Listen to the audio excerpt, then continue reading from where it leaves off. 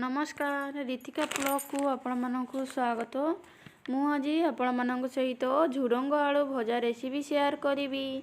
आपण मानक जदि आज मोर रेसिपीटी भल लगे तेबे वीडियो को लाइक करेंगे, आपण मानक सांग मानक सहित शेयर करेंगे और रीतिका ब्लॉग चैनल को सब्सक्राइब करदे।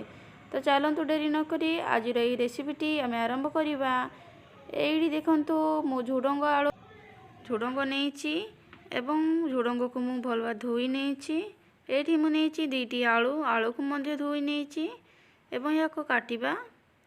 देखो ये मु झुडंग को छोट छोट करी काटी, आलू को एमती काटी। आलूर चोपा मु छड़ेनी, आपण चाहिए आलूर चोपा छड़े कि नहीं पारे। गैस ऑन करी से गोटे कड़ाई बसैबा और तेल ऐड करवा। तेल को आम गरम होगापाई दबा।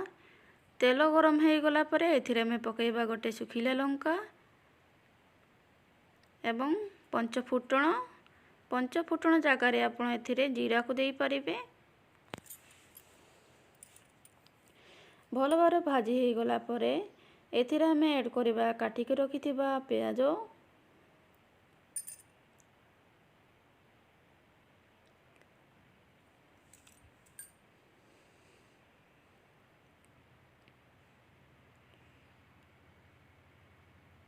देखि पारुथिबे एठी मोर प्याज भाजी हो गलानी।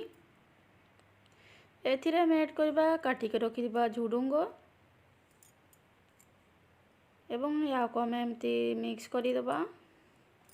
मिक्स कर सारा पर या को आम घोड़े पाखापाखि 2 ରୁ 3 मिनिट भाजवा।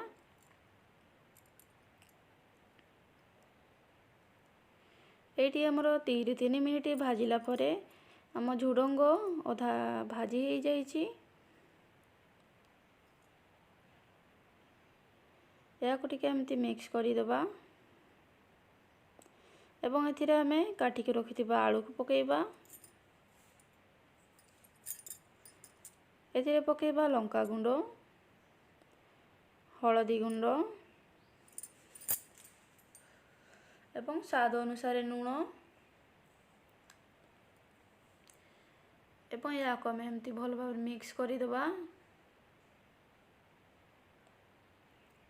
मिक्स कर सारा पर या को आम घोड़ेबा एवं पाखापाखि लो फ्लेम रे या को 5 ରୁ 6 मिनिट सिझापी छाड़ीदबा।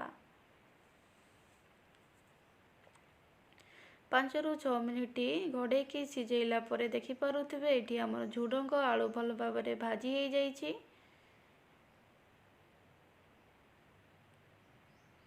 मिक्स करदेबा टिके एमती आपन को देखी दूची। ये आम झुडंग आलू भल सिझी जाइए देखिपे। या को आम एमती खोला रखिकी 2 ରୁ 3 मिनिट भाजवा।